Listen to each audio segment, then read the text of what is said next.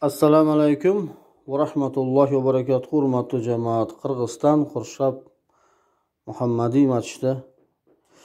Bugun 12-may, ertang Xudo xolasa 13-may Eidul Fitr hayit namozi. Alhamdulillah. Ertaga shu masjid jamoatimizga, yetim yesirlarimizga, ba'zi birlarining qo'lida yo'q oilalarga shunday bir ertaga tadbir o'tkazmoqchimiz. Kichkinagina qilib 100 ta odamga deb mo'ljalladik. Alhamdulillah.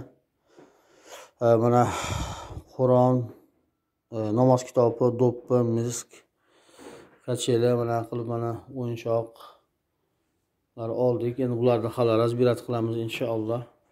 Qizlarimizga mana medvejonoklardan oldik. Mana qoriya qizlarimizga ro'mollardan, sovunlardan oldik mana inshaalloh. Va albatta birinchi o'rinlarga inshaalloh velosiped oldik. Xudo xolasa inshaalloh ertaga yana olgan bo'layotgan tadbirda olib sizlarga ko'rsatamiz inshaalloh.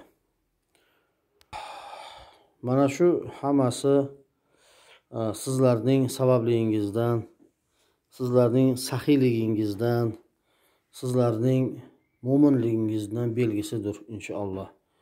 Sizlarning qilgan ehsonlaringiz, ishonib berganinglar uchun rahmat katta. Alloh rozi bo'lsin. Assalomu alaykum va rahmatullohi va barakatuh.